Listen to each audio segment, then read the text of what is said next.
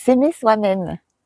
Oui, ok, s'aimer soi-même, on l'entend, on nous le répète souvent, il faut s'aimer soi-même, mais qu'est-ce que ça veut dire au juste? Parce que moi, je sais pas trop ce que ça veut dire s'aimer soi-même.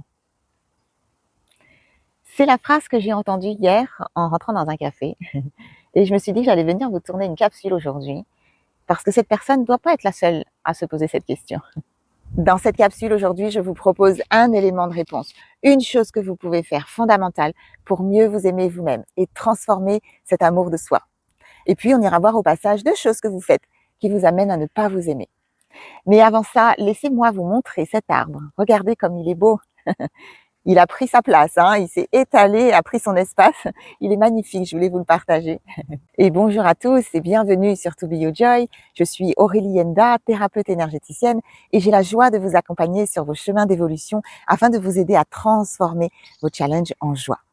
Des challenges et des difficultés qui vous amènent à ne pas vous sentir assez lorsque vous ne vous sentez pas digne d'être aimé, digne de recevoir votre abondance et que vous vous limitez, que vous n'osez pas briller de toute votre lumière, de tous vos talents à votre troisième chakra et prendre votre place, tel cet arbre, n'est-ce pas? Lorsque vous vous limitez et que vous êtes embarrassé de briller, embarrassé de prendre votre place, eh bien, cela ne vous permet pas d'être en joie. Et vous ne vivez pas pleinement cette incarnation.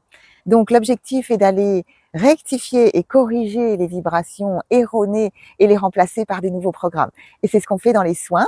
Donc si ce travail vous intéresse et que vous voulez aller plus loin, prenez rendez-vous. Mes contacts sont dans la description de la vidéo ci-dessous. Alors comment fait-on pour s'aimer soi-même? Eh bien, s'aimer soi-même, c'est d'abord se choisir. Oui, c'est d'abord se donner la priorité et se choisir comme étant la personne la plus importante de son existence. Et pour ça, on va aller voir toutes les fois où, au lieu de se choisir, eh bien, on s'abandonne. On s'abandonne parce qu'on va dire oui à l'autre, alors qu'on pense non à l'intérieur.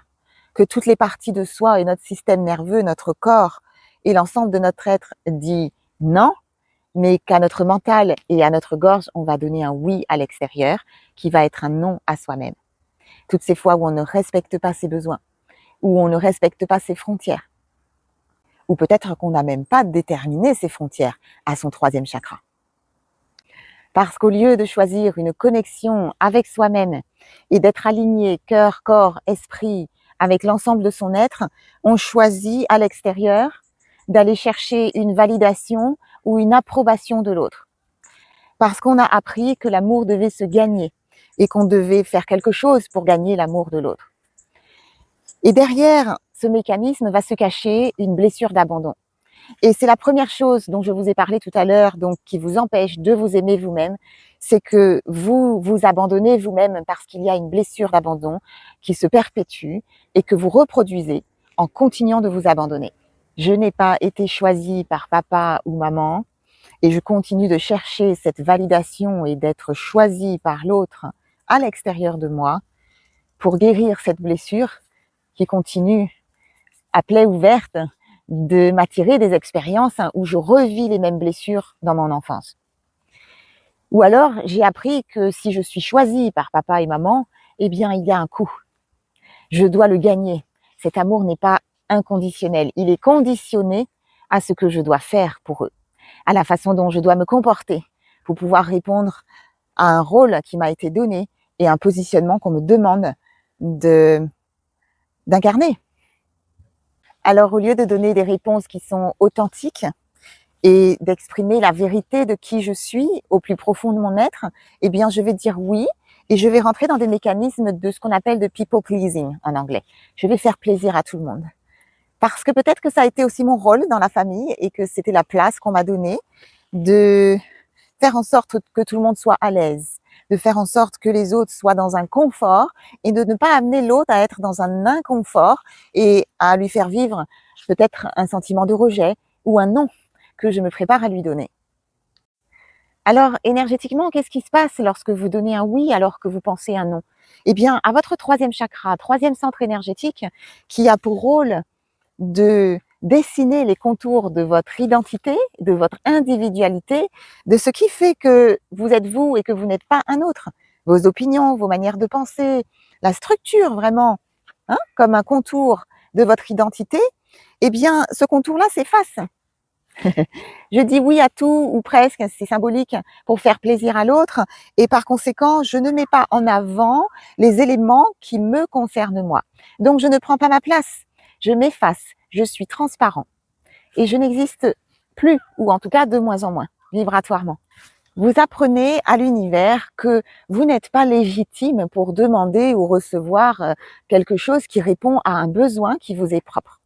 Et par conséquent, eh bien, l'univers, la vie continue de vous envoyer des gens et des personnes qui vont vous amener à vivre des expériences où, eh bien, vous êtes transparent. Soit vous êtes transparent et souvent vous allez vous sentir illégitime, ne pas avoir le droit de, ne pas se sentir assez pour oser demander ce qui correspond à vos besoins et le recevoir.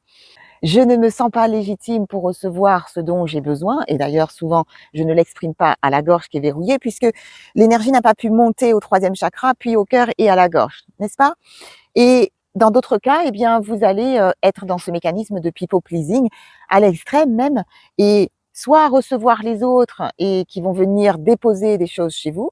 Donc autour de vous, je vois mes clients, donc on vient déposer des messages caca, on vient déposer des choses qui sont pas sympas, on vient se recharger, quand on a voilà des énergies qui sont négatives, on vient déposer ses mauvaises pensées, etc. Voilà, comme ça, on sait que cette personne-là ne dira rien et que ça la dérange pas de toute façon puisqu'elle est transparente, mais elle est quand même là avec une énergie, avec des belles intentions dont tout le monde profite. Ou alors on va faire ce que j'appelle la vache à traire. On vient se servir chez soi et puis on dit toujours oui et on ne met jamais de limite. Il n'y a jamais de stop. I'm not going to do this. Thank you. Et par conséquent, eh bien, vous attirez des expériences où les gens viennent se servir chez vous et vous donner et vous donner. Et il y a ce déséquilibre entre le donner et le recevoir qui vous amène à vous décharger, mais à ne pas pouvoir vous recharger. Si vous voulez en savoir plus sur la blessure d'abandon, vous avez une capsule dont je vous mettrai le lien ici en haut de la vidéo et je vous mettrai dans la description de la vidéo une série de vidéos que j'ai tournées sur le sujet de la blessure d'abandon. À présent, la deuxième chose qui vous empêche de mieux vous aimer vous-même, eh bien, c'est que lorsque vous vous choisissez, eh bien, vous vous sentez coupable. Vous vous sentez coupable. Pourquoi? Parce que vous vous sentez responsable de l'autre. Vous portez le poids de la responsabilité de l'autre sur vos épaules alors qu'il ne vous appartient pas. Et pourquoi vous avez le sentiment d'être responsable de l'autre? Vous avez développé une croyance à la suite d'expériences qui vous ont donné le sentiment que cela était juste et vrai et que c'était la manière dont vous deviez vous comporter. Y compris vous comporter pour gagner de l'amour de l'autre. Parce qu'il fallait se battre pour avoir l'amour de l'autre. L'amour d'un parent, de papa ou de maman.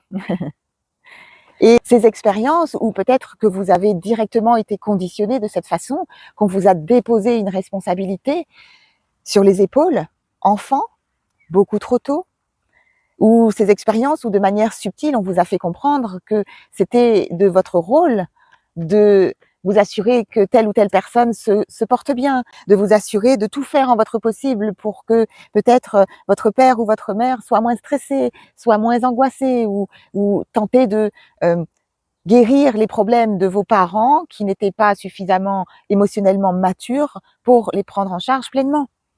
Ou des messages erronés qui ont été envoyés de manière directe ou indirecte dans votre enfance et qui vous ont fait vous sentir comme étant le parent.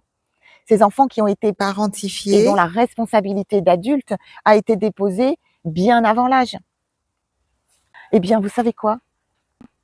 Vous n'êtes pas responsable de l'autre. Vous n'avez pas à sauver qui que ce soit, vous n'avez pas à guérir qui que ce soit.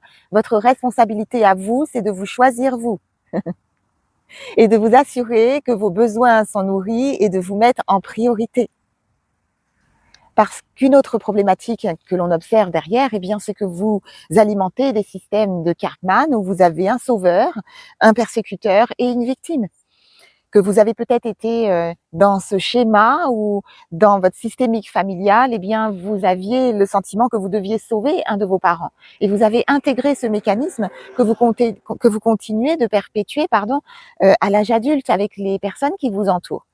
Et malheureusement, eh bien, cela vous amène à, d'une part, ne pas être dans votre pouvoir personnel et d'autre part, à ne pas permettre non plus aux autres personnes qui vous entourent d'être dans le leur.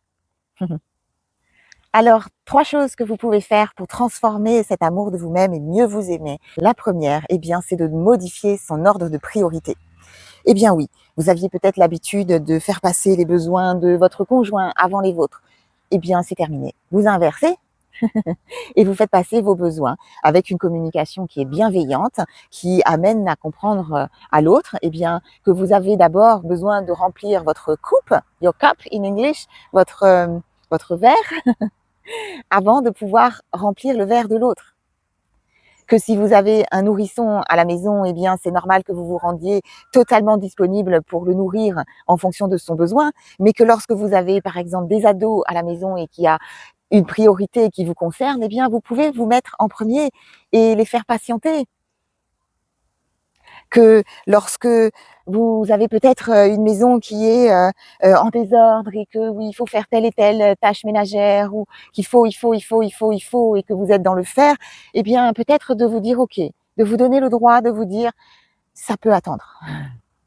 Et là, je vais préférer peut-être gagner 1 heure de sommeil pour pouvoir revenir à un équilibre, avoir une meilleure digestion, être moins stressée demain parce que j'ai une grosse journée qui m'attend. Et que peut-être la lessive et le linge peuvent attendre un peu plus tard. Et que je peux aussi solliciter de l'aide autour de moi.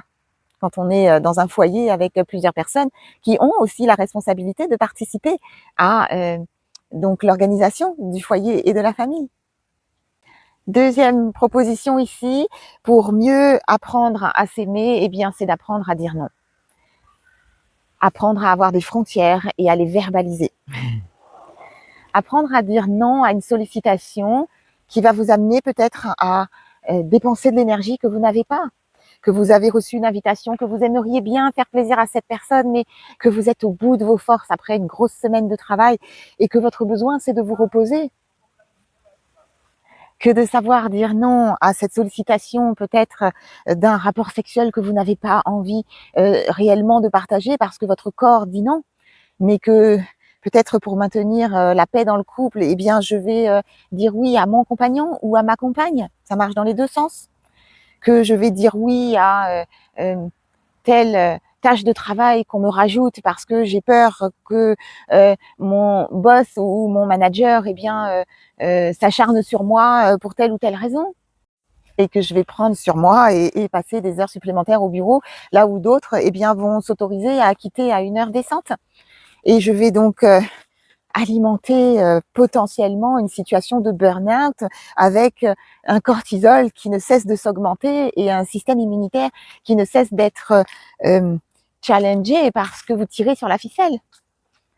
Tous ces mécanismes s'apprennent dans l'enfance, là où vous n'avez pas su dire non, parce que vous ne pouviez pas dire non en tant qu'enfant. Et il vous faut donc vous réapproprier cette aptitude à pouvoir dire non et à mettre des frontières, sans violence, et simplement exprimer vos besoins. Alors une astuce quand on commence ce travail de mettre des frontières, eh bien c'est de commencer par donner des maybe, des peut-être. Hein? Je ne m'engage pas comme ça, je ne me sens pas coupable si jamais, eh bien je ne me sens pas en mesure de d'honorer mon engagement. Et troisième point avec lequel je termine, c'est d'aller libérer les culpabilités de se choisir. Lorsque vous sentez que cette culpabilité remonte, c'est d'aller saisir l'opportunité de voir qu'il y a d'abord une culpabilité au 2e chakra qui est plus ancienne et qu'elle vient réveiller. Et c'est de libérer cette culpabilité qui va vous amener à vous sentir libre, libre de dire oui ou non, libre de vous sentir en amour de vous-même, quelle que soit la réponse ou la réaction que l'autre personne va avoir en face de vous. Et c'est tout ce que je vous souhaite.